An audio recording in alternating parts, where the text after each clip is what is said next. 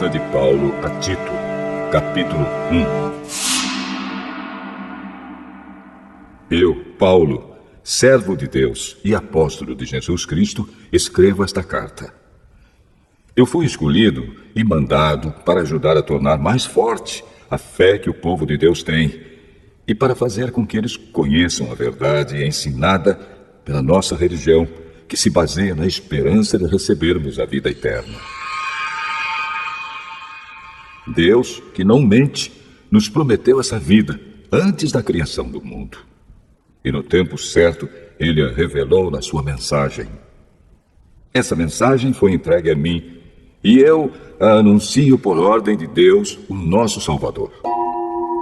Escrevo a você, Tito, meu verdadeiro filho na fé, esta fé que é sua e minha. Que a graça e a paz de Deus, o Pai, e de Cristo Jesus, o nosso Salvador, estejam com você. Eu o deixei na ilha de Creta para que você pusesse em ordem o que ainda faltava fazer e para nomear em cada cidade os presbíteros das igrejas. Lembre das minhas ordens. O presbítero deve ser um homem que ninguém possa culpar de nada. Deve ter somente uma esposa. Os seus filhos devem ser cristãos e não ter fama de maus ou desobedientes. Pois aquele que tem a responsabilidade do trabalho de Deus, como bispo, deve ser um homem que não possa ser culpado de nada. Não deve ser orgulhoso, nem ter mau gênio. Não deve ser chegado ao vinho, nem violento, nem ganancioso. Deve estar disposto a hospedar pessoas na sua casa e deve amar o bem. Deve ser prudente, justo, dedicado a Deus e disciplinado. Deve se manter firme na mensagem que merece confiança e que está de acordo com a doutrina. Assim ele poderá animar os outros com o verdadeiro ensinamento e também mostrar o erro dos que são contra esse ensinamento. Pois existem muitos, principalmente os que vieram do judaísmo, que são revoltados e enganam os outros com as suas tolices. É preciso fazer com que eles parem de falar, pois estão atrapalhando famílias inteiras por ensinarem o que não devem, com a intenção vergonhosa de ganhar dinheiro. Foi justamente um deles, um profeta da ilha de Creta, quem disse: os cretenses só dizem mentiras. São como animais selvagens. São uns preguiçosos que só pensam em comida. E ele tinha razão quando disse isso. Portanto, você tem de repreender duramente esses falsos mestres para que sejam sadios na fé e parem de dar atenção a histórias inventadas por judeus e a ensinamentos humanos que vêm de pessoas que rejeitam a verdade. Tudo é puro para os que são puros, mas nada é puro para os impuros e descrentes, pois a mente e a consciência deles estão sujas. Eles dizem que conhecem a Deus, mas o que eles fazem mostra que isso não é verdade. Estão cheios de ódio, são rebeldes e não são capazes de fazer nenhuma coisa boa.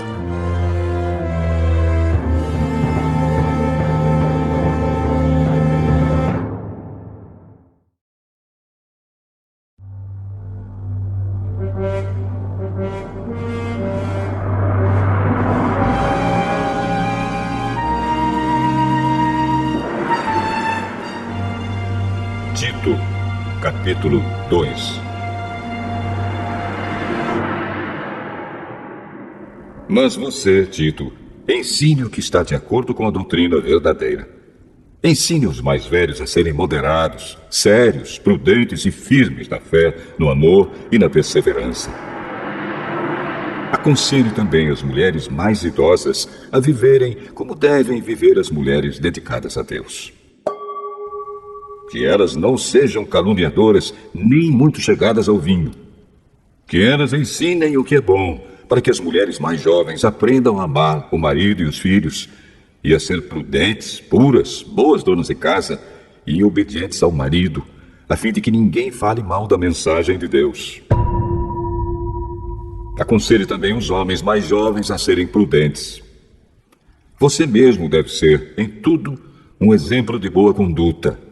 Seja sincero e sério quando estiver ensinando.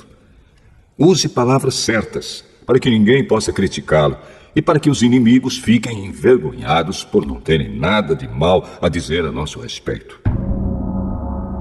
Que os escravos obedeçam aos seus donos e os agradem em tudo.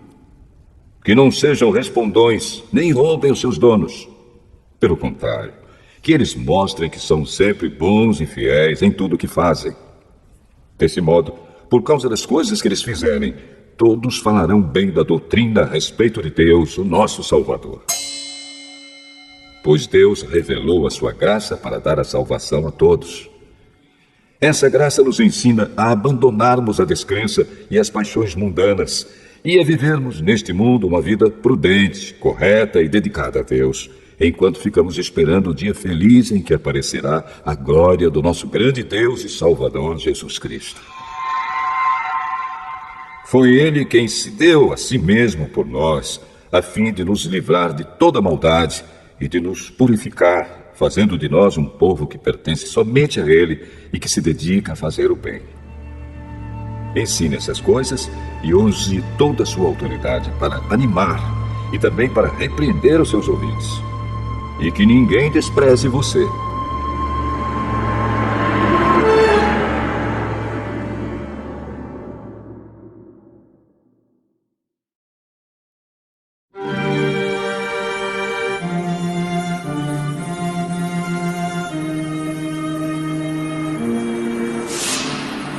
Tito, capítulo 3.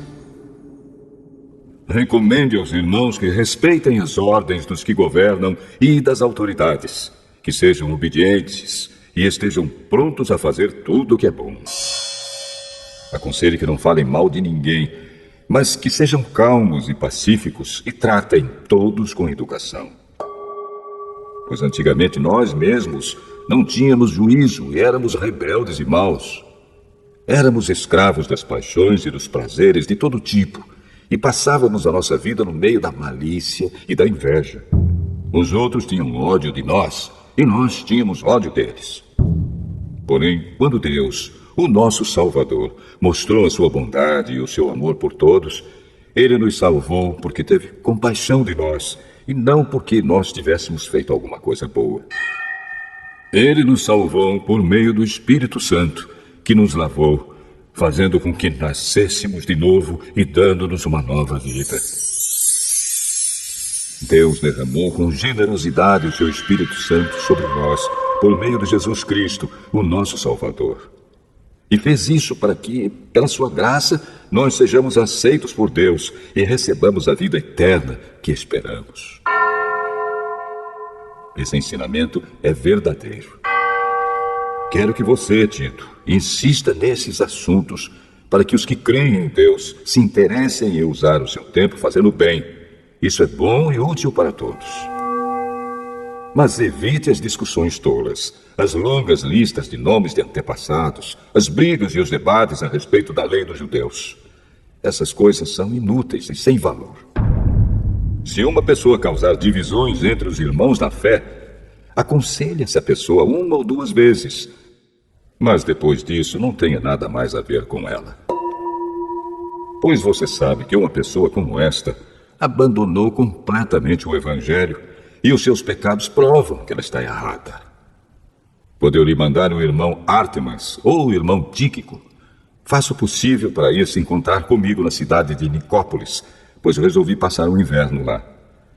Ajude o advogado Zenas e também Apolo em tudo que você puder, a fim de que eles tenham o que precisarem para a viagem.